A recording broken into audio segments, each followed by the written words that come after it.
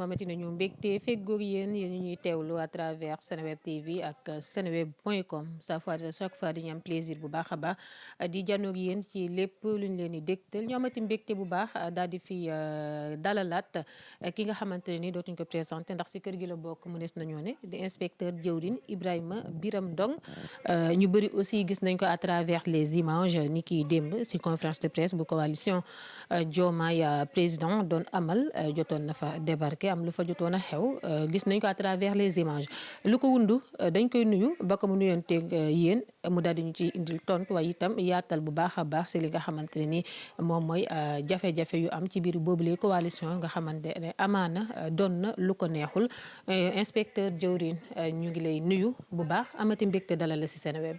Merci beaucoup madame Amy Seck di la sant di la gërëm aussi ci invitation bi. yàgg na aussi may ñëw Seneweb. Effectivement maa ngi nuyu kilifa diine yi di nuyu kilifa aada yi di jiital nuyoo bi aussi le président de la République son excellence Bassirou Diomaye Faye. di nuyu également l'ensemble des membres de la coalition Diomaye président bi nga xamante ne ci la bokk avant les élections présidentielles nekk un membre fondateur et signataire de la charte de la coalition. En même temps aussi di nuyu l'ensemble du mouvement MEDJEDETS bi nga xamante ne moom laa jiite au niveau national muy mouvement pour l'emploi des jeunes et la défense des travailleurs du Sénégal. loolu nag vraiment maa ngi am mbégte. ci yéen merci beaucoup. jaajëf jëwrin Ibrahima Birame Ndong ou bien inspecteur Ndong c'est la même chose donc démb gis nañ la à travers les images si conférence de presse bu coalition Diomaye président doon def nga duggee fa xadar am yenn yoo xamante ni yaa ngi ko doon kaas ñu ngi doon dégg ci say kàddu vous l'avez fait de manière clandestine am yoo wax Mimi Touré ci ay baat lan moo wundu doxalin bi ni mel. bon en fait xam nga loo gis ci àdduna dafa am historique. effectivement madame Seck. ndax dafa am lu sabab. li waral maanaam jàppante bi démb au niveau du siège de la coalition Diomaye président. dama koy regretter ci ndax président de la République regret bi ma ci am mooy. maanaam madame Aminata Touré warul woon pousser l'ensemble des jeunes et aussi l'ensemble des membres de la coalition à une frustration ndax lan ndax injustice ak aussi manque de management de qualité bi nekk ci biir coalition bi. donc sur cette base moo tax ma ne j'ai le profond regret ci li nga xamante ne xew na démb au niveau du siège. ndax madame Aminata Touré bi ñu joxee mbir mi bi ñu jëlee mbir mi ci madame Aïda Mbodj jox ko coalition bi man yaakaaroon naa ne day indi beneen doxalin bu bees waaye dañoo gis ne dara changé wul ndax mbir mi sax dafa gën a suux te nag loolu président de la République da ko war a yëg xam aussi nan la coalition bi di doxee ndax li ñu constaté ci coalition bi mooy dafa am vraiment benn genre discrimination benn genre équipe boo xamante ne dafa bokk ci Mimi 2024 bëgg tamit ne ñoom ñooy jiite toutes les activités de la coalition Diomaye président. En même temps aussi li gën a yéeme ci mbir mi mooy l'ensemble des éléments qui sont installés dans les communes et départements sont les proches de Mimi Touré loolu nag c'est du népotisme politique. donc elle est venue indaale ñi nga xamante ñoo di ay propres éléments. la preuve démb teeru bi la ñu waroon def réunion bi. effectivement mais dafa bàyyi pratiquement moins de 24 heures quelques heures mu déplacer réunion bi au niveau du siège bi ñu ñëwee hôtel Le Teeru bi ñu bëri indi seen véhicule ñiy jël ay taxi on était nombreux là-bas au niveau de l'hôtel de Le Teeru bi ñuy eggee foofu gis nañ ne vigile bi moo ñu ne véritablement mbir mi dañ ko délocaliser ci siège. donc informé ñu jëlaat sans information au préalable loolu nag manque de respect notoire la léegi bi ñu ñëwee ci siège bi on a constaté que bi ñu duggee ci salle bi l'ensemble des éléments de Mimi 2024 ñoo fees salle bi ba mu fees dell. ñun ñu ñëw dugg ñu ne ñu amuñu fu ñu toog en tant que des membres fondateurs yaakaar naa ne loolu vraiment erreur bu rëy la ci Mimi Touré te président de la République dafa war a interpeller madame Aminata Touré teg ko ci code vraiment tegaat ko ci yoon ba mbir mi jaar ci yoon. parce que soo xoolee madame Aminata Touré ni muy doxalee coalition bi maanaam mënul indi président résultat. maanaam boppam lay liggéeyal wa ilaa boppam lay xëccal su ma la déggee. non boppam c'est-à-dire que loolu yàgg naa ko wax d'ailleurs looloo tax sax ñu retiré ma ci groupe WhatsApp bi ndax soo xoolee. ki nga xamante ne moom lañ jox sax coordination nan lañ ko waxee jeunesse bi. kooku daanaka moo doon xëccoog man mais puisque booyam la moo tax ñu jël ko jox ko alors que kooku noonu amul benn compétence pour diriger jeunesse Diomaye président kooku imaginons nga jël ko teg ko ci kanamu ñoom Bassirou Kébé wala ñoom Ngagne Demba Touré ci débat. Ils ne peuvent pas. Moi, je suis un jeune inspecteur, ingénieur, qui a un universitaire. Je peux affronter n'importe qui dans l'opposition. Comme su may wootewuma leadership, parce que le tigre ne réclame pas sa tigritude. Il jette sur sa proie et la dévore, comme le disait Wole Soyinka. kon ñun nekkuñu fi di réclamer leadership. ñun dañoo commencer leadership à partir du lycée. di dem ba nekk des syndicalistes nekk ay délégués au niveau de l'université. jóge université aussi yor la coordination de la jeunesse vous voyez sans emploi du Sénégal. kon loolu su fekkee ne loolu lañ duggee Diomaye président signé benn charte. te charte bi ñu koy signé c'était par rapport à l'emploi la formation et les stages et le financement des entreprises. surtout le financement des jeunes féminins. léegi nag loolu axe yooyu moo tax ñu dugg ci coalition Diomaye président. mais dañoo gis ne madame Aminata Touré.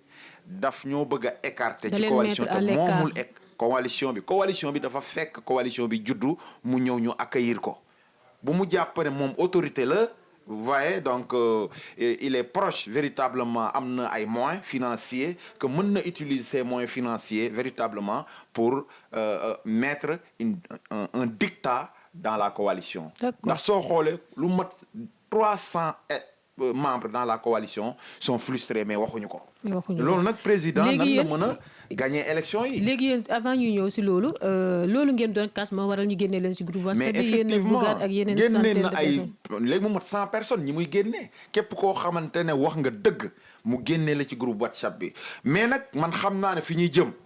mooy dinañ créer ay groupe WhatsApp parallèle. parce que loolu nag la ñuy def. pour concurrencer dinañ bien sûr won président ne ñoo ko ëpp mbooloo parce que madame Aminata Touré amul ay nit raison pour laquelle ñun su fekkee ne dugalaatuñ ñu ci groupe WhatsApp bi ci 24 heures yi suñ ñu dugalaatul ci groupe WhatsApp bi parce que base de données waaye Diomaye président yëpp yor nañ ko. dañuy créer beneen groupe WhatsApp liggéeyal le président de la République ndax liggéeyaluñu véritablement madame Aminata Touré. madame Aminata Touré da nga bëgg a wax kon liggéeyalul président. non fi mu ne nii day schéma.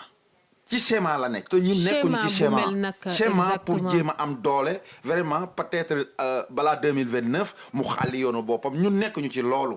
est-ce que président yëg na li ni mel. non moo tax ma ñëw fii Seneweb pour informer le président de la République parce que le président de la République doit recevoir des bonnes informations ndax mu mën a véritablement teg mbir mi ci axe ndax soo xoolee lëre le président de la République weesuwul yow képp koo xamante ne dafa wax xalaatam ci groupe WhatsApp bi nga génnee ko alors que nous sommes en démocratie. yaa ngi may nous sommes en démocratie. donc on doit prôner la vitalité de la démocratie. parce que le Sénégal a toujours connu une démocratie la liberté d'expression. loolu constitution bi moo ñu ko may ci article 8 de la constitution du Sénégal. donc c'est la raison pour laquelle. man maa ngi demander. le président de la République mu woowaat madame Aminata Touré. képp koo xamante ne dafa nekk ci coalition bi yaa ngi may dégg. amoon jafe-jafe ak madame Aminata Touré. yaa ngi may dégg madame Aminata Touré nay yëkkati téléphone am di woo nit ñi te tamit benn mbir dafa am. madame Aminata Touré mënoo ko woo téléphone ba jot ko. lan moo waral loolu des membres yoo xamante ne yéen a ànd nekk ànd nawle. gagné élection yi ñu fal la superviseur général suñ lay woo doo jël sa téléphone suñ la message yow madame Aminata Touré doo tontu mais loolu jaaduwul. léegi mu bëgg ñoo boole ak ñi nga xamante ne moom mooy ay seen proche ñi nga xamante ne Mimi 2024 lañ bokk ba lépp loo xamante ne loolu la ñu war a doxal ci coalition bi ci ñooñ la ñuy jaar en tant que des membres il faut être sérieux. madame Aminata Touré doit être sérieux il doit nous respecter. parce que ñun bi ñuy dugg ci coalition bi. waxuñu ne dañuy jaar ci ay éléments pour waxtaan ak moom moo war a ñëw waxtaan ak ñun directement. yëkkati téléphone am woo ñu directement ñun ñi nga xamante ne ñun ñooy les membres de signataires de la coalition Diomaye Président. Sinon on va faire une pétition, ñu def une revendication, def des contestations pour que président de la République choisir keneen au nom de la coalition. ñu mën a dem ci ay élections. ndax avec Mimi à la tête de la coalition Diomaye Président gis nga ne Diomaye mu see gagné présidentielle 2029. Non, avec dynamique bi mënta ne. Avec dynamique, il faut dire, c'est-à-dire que la politique, certes, la politique c'est pas une science exacte, mais il y a des signaux qui montrent que avec cette dynamique, Madame Aminata Touré ne peut pas donner quelque chose à Diomaye, ne peut pas soutenir Diomaye pour que Diomaye puisse président Diomaye puisse gagner les élections présidentielles. C'est impossible. gannaaw ba nga débarqué démb foofu wax lu nekk sa xol ba mu pare jot nañ la recevoir waxtaan ak yow jot nañu jokkoo ak yow via appel téléphonique ou bien. Non, j'ai reçu des centaines d'appels yoo xamante ne c'est des appels inconnus à l'extérieur et ailleurs. Recevoir naa appels yu bëri mais jarul ma ciy dugg ñu bëri daanaka li ma métti moo leen métti.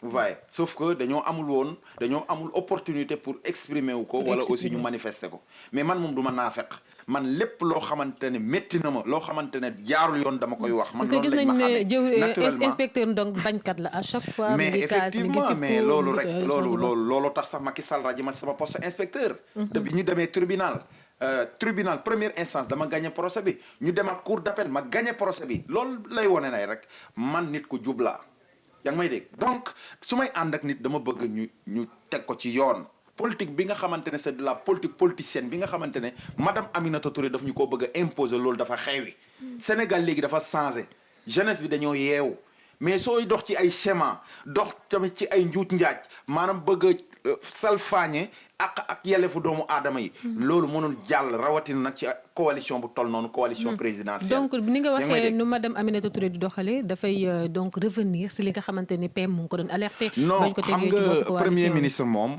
daanaka man ak moom bokkuñu idéologie politique. li tax bokkuñu idéologie politique mooy aligné wul ak son excellence le président de la République Bassirou Diomaye Faye parce que président de la République dafa teg premier ministre ci axe ne ko monsieur le premier ministre jox naa la lu ne jox naa la député yi jox naa la ay nomination ci ministères yi ci direction yi dama lay demander une chose nañu bàyyi wax ji concentré wu ci bureau yi wut ay partenaires ñu liggéey réew mi loolu la président wax premier ministre mer ndax Ousmane Sonko soo ko waxee dëgg mu mer da ngay xool rek tuuxa duna bi mu def barkaati démb avec Cosmos ne dafa négocier contrat bi alors que c'est faux. Il n'a pas renégocié les contrats. Je le défie. Premier ministre n'a pas négocié les contrats. Cosmos moo dem ba am des difficultés financières am des problèmes de partenaires mu retiré wu. C'est ça la réalité. Donc joxewul la bonne information. La bonne information au Sénégal. Il ne faut pas manipuler les Sénégalais. Le Premier ministre est en train de manipuler les Sénégalais. C'est Cosmos Energy, vous voyez, une entreprise américaine d'exploitation gazière qui s'est retirée, vous voyez, de manière responsable parce que tout simplement, il n'a plus un financier qui peut véritablement porter ses projets. Ils ont dit que le projet a été donné au niveau de Petrosen. Petrosen ne peut pas financer 3 milliards de dollars. On n'a pas cet argent. Cette société nationale ne peut pas le financer. Donc, il ne faut pas duper les Sénégalais. Moi, je suis scientifique. Ça, c'est mon domaine de l'énergie. L'énergie est mon domaine. Donc, le Premier ministre ne connaît rien dans le domaine pétrolier, ni dans le domaine, comment dirais-je, de l'énergie. Donc, il ne faut pas qu'il dupe les Sénégalais. Renégocier le contrat yooyu. Maanaam entreprise bi moo dem ba gis ne. maanaam amatul finance. ndax ay bailleurs yi ko doon jàppale ci mbiru finance pour mu exploiter cette gaz. yaa ngi may dégg moo tax entreprise boobu ñu koy wax Cosmos Energy retiré wu léegi bi mu retiré wu nag ci la premier ministre buruxlu daal di def sortie ne man renégocier naa contrat bi moo tax mu génn. alors que c'est Cosmos Energy qui a abandonné le projet. d'accord inspecteur donc loolu il faut mu leer quoi. loolu leer na message bi nga adressé aussi son excellence monsieur le président de la République du Sénégal Bassirou Diomaye Diakhar Faye jàll na à travers Senweb dañuy ñëw si beneen poñ si lu ñeel L29 L30 bi loi bi.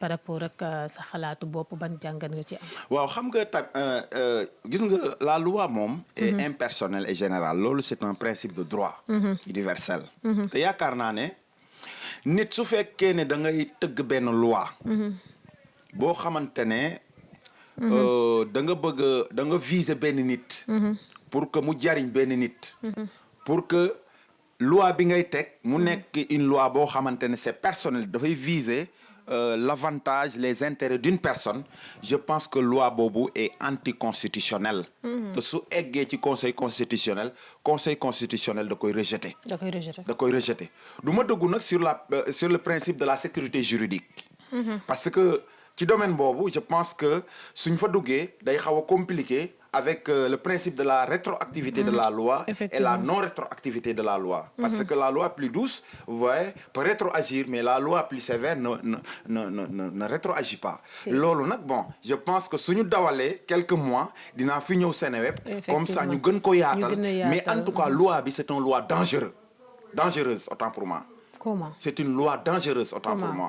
Parce que c'est une loi qui peut susciter même des soulèvements, c'est une loi qui peut créer de l'imbroglio, de la cacophonie dans la société. Et je pense que cette confusion, ce forcing, le président de la République doit arrêter ça. Il doit forcing dire... Non, c'est du forcing. C'est-à-dire que Ousmane Sonko veut nous forcer sa personne. Alors qu'il est incompétent. 2 ans au pouvoir, vous ne pouvez pas apporter aucun partenaire au Sénégal pour qu'il puisse accompagner le président de la République dans ses projets.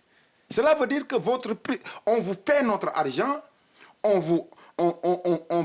on prend votre charge alors que vous êtes inutile pour la jeunesse. Aucun emploi créé, aucune formation faite ici au niveau du Sénégal. Les stages aussi, le financement des entreprises. Vous voyez, où sont ces principes-là? Alors que nous, on combattait cela dans le régime de Macky Sall. Cela veut dire que le Premier ministre a échoué lamentablement. Nous, on n'est pas intéressés par des lois, par des modifications de lois. Ce qui nous intéresse, c'est l'emploi des jeunes, la formation et les stages. Il faut aller chercher des partenaires ailleurs. Et d'ailleurs, pour vous éclaircir un peu plus, président de la République da ko woo ne ko président ne ko premier ministre yow jox naa la lépp léegi nag li ma lay demander mooy nga toog ci sa bureau concentré wu wut ay consultant wut tamit ay conseillers techniques yu baax ñu conseiller la nga dem bitim réew dem négocier avec les partenaires indi ay milliards ci réew mi ñu investir mën a am bilan suñu deful loolu dañuy perte nguur gi ñun ñaar loolu la ko président wax mais loolu li may wax ni yenu na maana président bi mu ko waxee loolu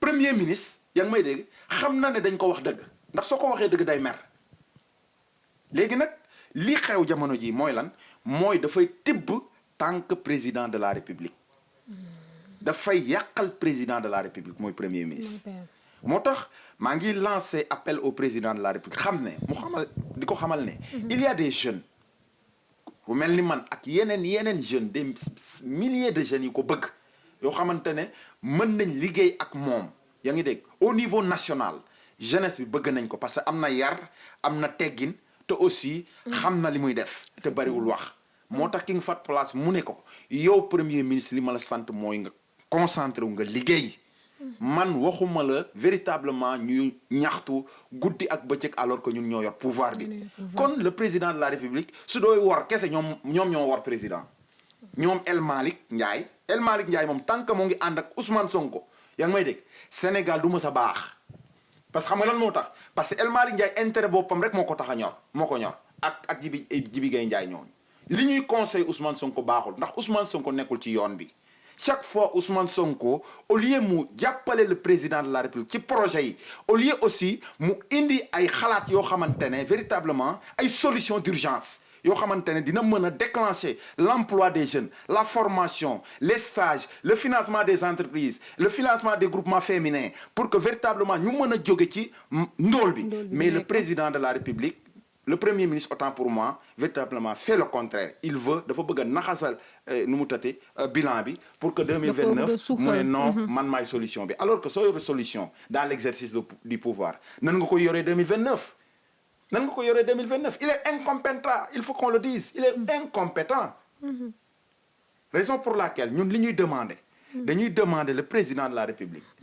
mu jëlaat ay responsabilités moom moo yor nguur gi moo xam nit ñu baax yi fi ñu ne mu jëli leen même su nekkee day dem ba Chine jëli nit yu baax yi moom président de la République na dem jëli nit yu baax yi mu defal boppam ay démarches dem d'accord wut ay renseignements généraux teg ay jeunesse bu yu dëgër ñoo xamante ni nañ ko mën a liggéeyal parce que Mimi Touré jeunesse Diomaye président bi mu teg baaxul jeunesse Diomaye président waa jooju ñu jiital ci jeunesse Diomaye président bi amul compétence d'ailleurs du ma dénigrer nag gardien yi parce que gardien yi ci société bi lañ bokk effectivement d'après les informations que j'ai eues le gars a été un gardien au niveau de la poste d'après les informations que j'ai eues c'est clair le gars n'a même pas de BFM alors que mu jox ko coalition jeunesse Diomaye président moom Mimi Touré imposé ñu ko sans consensus li may wax ni damay wax nag ci condition parce que xam nga tey bon je ne veux pas exposer à des articles je ne veux pas exposer également à des poursuites judiciaires mais on suppose que ak tamit toutes les informations qu'on a reçues que le gars n'a même pas de BFM ki ñu jiital ci coalition Diomaye président bi amul BFM léegi kooku nan la mën a jiitee des jeunes cadres nan la mën a demee ci ay émissions étayer les projets du président de la République son excellence Bassirou Diomaye Faye mënu ko amul compétence yi kon madame Aminata Touré na dellu gannaaw ci choix boobu loolu bokk na ci li tax ñun ñu joteek moom du man kese mais soo xoolee au niveau des 46 départements jeunes yëpp ñoo mer ne waa ji mu jiital waa ji xamul dara ok léegi nag loolu mu bëgguñu ko imposer un dictat dans la coalition alors que nous sommes dans un état démocratique te moom sax moo ne ONU la doon liggéey donc ku doon liggéey ONU kay xanaa da nga war a sàmm ak yelleefu doomu aadama da nga war a respecter la démocratie donc xanaa moom postam bi ONU xanaa poste njogaan la woon parce que mënoo di liggéey ONU ba pare après ñëw di poser ces actes de dictatorial di poser des actes vraiment yoo xamante ne c'est antidémocratique quoi. Antidémocratique d'accord on va terminer ak attaques yi nga xamante ne nii ñu ngi jógee ko ci opposition bi maanaam ku jegi yaa ngi koy gis à travers les réseaux loolu aussi ban réaction nga si def si tënk pour terminer. waaw xam nga opposition moom dama ne APR moom c'est un parti mort-né maanaam parti boobu existé tul dañuy forcer rek.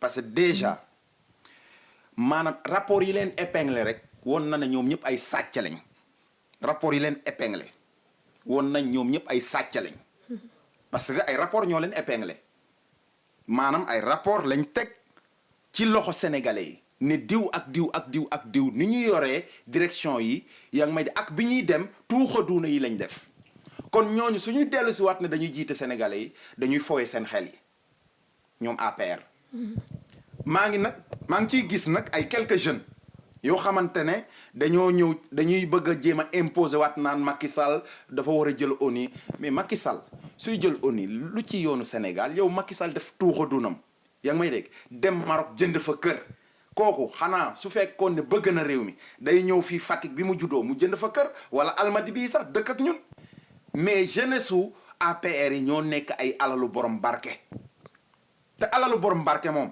wax dëgg fa yàlla man jëwriñ man dugguma ci loolu gis nga nit soo koy jàppale dalay amal njariñ Macky Sall amalu leen benn njariñ ndax lan moo ngi ci international bi maanaam xaalis bi nga xamante ne moom la dóor Sénégal xaalis boobu moom lay campagne au niveau international moom Macky Sall le président de la République l'ex-président Macky Sall loolu nag dafa am impact ci économie Sénégal ndax xaalis boobu bi mu dajale yóbbu ko bitim réew di ko campagne pour ONU fu ne mu fay ay journalistes yaa ngi may dégg fay parce que am na ay journalistes tam yu ñuy fay ñoo xamante ne exclusivement pour Macky Sall la am na aussi ay lobbying yoo xamante ne dañ leen di fay yaa ngi may dégg ak ay chroniqueurs yoo xamante dañ leen di fay exclusivement pour Macky Sall la kon kooku est-ce que am na éthique am na morale pour jiite ONU kooku mënul jiite ONU c'est la raison pour laquelle ñun dañoo soxla politique boo xamante ne dafa war a changer ci àdduna bi man ni may doxee mooy jamono ji ñu nekk nii ci à l'ère du 21e siècle dañoo war a indi politique bu bees. coppite bi général dafa war a général. ci cadre éthique ci cadre moral ci cadre déontologie c'est-à-dire la morale professionnelle. su fekkee ni nit ki da ngay liggéey te amoo moral amoo éthique amoo déontologie mënoo indi benn résultat moo dal nag jamono ñoom Macky Sall ñooñu mënatuñu ñëw ci état bi mënatuñu am nga dara mënuñu gagné benn mairie jamono ji su ma la waxee dëgg benn kaasu café sax mënuñu koo feesal jamono ji waa APR. benn kaasu café laa la wax de mënuñu koo feesal xam nga man dama bëgg café mais kaasu café sax mënuñu koo feesal. d'accord donc ñooñu c'est des gens yoo xamante ne xaalis bi ñu sàccoon rek xaalis boobu la ñuy wëndeelaat Sénégal nii rek comprendre nga. dem ci plateau yi te ku ci nekk. da nga enrichir ba doyal yaa ngi may dégg. au nom des Sénégalais kon ñooñu amatuñu benn crédibilité ci réew mi. d'accord amatuñ tamit benn solo ci réew mi Sénégal xam nga kan la ñuy xool jamono ñuy son excellence le président de la République ci projet yi mu indi. parce que il est jeune. vierge c'est vrai. blanc comme neige. mu ànd ak tamit un certain jeune inspecteur Ibrahima Biram Ndong bi nga xamante ne aussi maa ngi woote pour l'emploi des jeunes bi nga xamante ne man kenn mosuma nommé benn ndombo tànk ci état sama fonction je l'ai eu grâce à mes diplômes bi nga xamante ne moom laa am université c'est vrai. donc man kenn mosuma nommé ndombo tànk te pourtant ma plainte est toujours au niveau du bureau du juge. Ma plainte parce que mon véhicule de 17 900 000 m'a été vendu. dañ ma ko jaay di ko dagg sama salaire à 150 000 francs. te bi ñu nangoo oto bi pourtant fayuñu ma maanaam joxuñu ma dara. joxuñu la dara maanaam dañoo nangu oto bi par violence. ñoom waa APR. loolu lu ko gën a métti ci àdduna. léegi ñu ñëw ba fii ñu liggéey ba fii madame Aminata Touré ne. ce jeune là dama koy écarter loolu nag mënul jàll parce que bi ñuy xeex nag nekk université ak aussi nekk ci communes yi Hann Bel-Air di def suñu tournée Fatick dem ba Foundiougne partout dem ba Kaffrine di def suñuy tournée ci jeunesse bi am na ay images yoo xamante ne sax daanaka dañ koy illustrer image yooyu wone na ne véritablement ñun on est sur le terrain. depuis longtemps. saa yu ñu liggéey ba wàcc dañuy wàcc ci terrain bi ñëw waxtaan ak askan bi. d'accord. ma bëgg a jeexale nag ci cadre attaque bi nga xamante ne moom la Bassirou Kébé di attaquer président de la République ak Cheikh Bara Ndiaye ak aussi Ngagne Demba Touré bi ñuy xeex ci terrain HLM Grand Dakar bi Ngagne Demba Touré dafa daw ragal bu rëy la noonu nga koy gis noonu micro rek la mën. mais ragal bu rëy la moom Ngagne Demba Touré. il est poltron man mii di wax yow nii je me suis opposé à la loi d'amnistie ba ñu téye ma biñ may téye Ngagne Demba Touré fu mu ne boobu daw na Mali kooku moo ñëwaat Sénégal yaa ngi may dégg Ousmane Sonko recruter ko jox ko ay millions yaa ngi may dégg muy xas président quoi kooku amul benn dignité amul responsabilité te qu'il arrête d'attaquer le président de la République Bassirou Kébé nag nee na ñun duñu dara moom xam nañ ci famille bu mu dëkk moom Bassirou Kébé xam nañ ci ban famille bu ma tax a wax nag foofu laa yem. jaru ko. non du ma xuus. mais xam nañ ci moom ci ban famille la bokk. moom Bassirou Kébé man sama papa jaraaf la sama papa origine Sine la Fatick lañ dëkk. yaa ngi may dégg Bassirou Kébé xam nañ ci ban famille la bokk xam nañ nu mu demee te bëgguma cee dugg nag na arrêté su arrêté wul nag dinaa xuus ci moom. d'accord yaa ngi may dégg. jaaykatu sunguf bi nag pour man kooku il n'est pas lucide quoi. honorable Cheikh Bara. non il n'est pas lucide non jaaykatu sunguf bi doxul quoi xam nga lan moo tax. parce que jaaykatu sunguf bi man dama yaakaar ne li ko jigoon sax mooy mu dem Fatick ma boole kook mag yi foofu magu Fatick yi nga xamante ne ñoom dañoo mën sunguf mën ay reen ñu jàppale ko maanaam business am gën a dox mais su yaakaaree ne business sunguf bi da ko war a convertir ci politique. mu ñëw ci politique maanaam di yàq gor yi au lieu moom mu wax ci mbiru finance économie parce que xamu ci dara xam nga Cheikh Bara Ndiaye soo ko waxee ci mbiru économie xamu ci dara soo ko waxee ci mbiru finance xamu ci dara soo ko waxee ci mbiru loi même assemblée nationale bi sax mënul lire turam nit lay jox feuille bi mu ne ko affaire bi lii la wax lii la wax lii la wax kon kooku est-ce que mérité nañu dugal ko assemblée nationale mu toog foofu di xas président de la république kooku amul ngor amul diine te nee na Touba la dëkk ku dëkk Touba kay da ngay am ngor da ngay am diine. il arrête ce monsieur. d'accord inspecteur man je pense que société bi il faut que ñu defaraat ko parce que société bi ñu bëri dafa am ñu bëri ay lobbying yoo xamante ne dañuy weeru ci nit pour lu ñu am. pour seen intérêt personnel pour leur intérêt personnel di yàq deru président de la république président de la république dafa ne xuloowul xeexul te moom am na yar am na teggin kon képp kuy jàppale président de la république. yaa ngi may dégg da ngay am yar am teggin. yaa ngi may dégg bul saaga. mais ñoom ñoo ngi ci plateau ñoom Bassirou Kébé ñoom nan lañ koy wax Cheikh Bara Ndiaye ñoom Ngagne Demba Touré naan dañuy défier le président de la république ana laafu yow buy mbéj ñay laafu yow mën na mbéj ñay ah mënta ne lan lañ mën ci président yaa ngi may dégg te président nag fi may daanele na leen wàccee ñoom ñëpp mu jël ay nitam loolu mooy dëgg président de la république Bassirou Diomaye Faye sa mbokk séeréer moo lay adressé parole wàcceel ñi nga xamante ne ñëpp àndul ñu ak sa politique nga jël say nit ñoo ngi dinañ taxaw temb défendre la ci zahir ak ci baatin man jëwrin inspecteur Ibrahima Biram Ndong je suis prêt à vous défendre ci zahir ak ci baatin loolu nag dama la koy lancer monsieur le président de la république ndax séeréer nag du ragal séeréer du ragal kon lan mooy problème bi il faut nga teggi leen premier ministre nga limogé ko yaa ngi may dégg avancer il faut avancer parce que le pays a besoin de financement il y a beaucoup d'urgence dans ce pays donc ay nit mënuñu occuper gouvernement bi yor poste de responsabilité yi yaa ngi may di la contrecarrer lépp loo teg président ñu ne la non loolu du jàll comprendre nga je pense que président de la république am nga ay nit il faut identifier vos personnes ñi la bëgg il faut nga identifier leen. d'accord waaw man moom vraiment yàgg naa di xeexal jeunesse bi. ça fait longtemps donc bi may nekk ci fonction laa doon xeexal jeunesse bi. bon xam naa nag ñu bëri dinañ yaakaar ne dañ ma dàq may door a kaas mais bi ma nekk ci fonction lañ ma doon woo di ma naan bàyyil combat ci média yi ma ne leen man lii dama koo gëm. effectivement dama koo gëm. ça fait longtemps bi nga. dama koo gëm jaar nga fi ay yoon su ma ko gëmutoon daanaka bàyyi naa ko wala aussi bi ma nekk sama fonction donc damay bëgg di dugg sama pick-up. yaa ngi may dégg dem toog sama kër te di nelaw comme niñ koy defee. mais man puisque dama bëgg Sénégal je suis un patriote authentique. au vrai sens du terme. D'accord. parce que waxuma nag ñuy patriote quoi ñi nga xamante ne nee nañ ay patriotes lañ te véritablement ñii naan ñoo ngi gagné salaire de 6 millions par mois ñoom Fadilou Keita ak yeneen marché gis nga 50 millions de véhicules bi nga xamante ne moo xew assemblée nationale. ba léegi mënuñu am ay firnde ne kii la El Malick Ndiaye jox marché bi. yaa ngi dégg ñoom ñëpp jamono ji dóor nañ xaalisu état bi.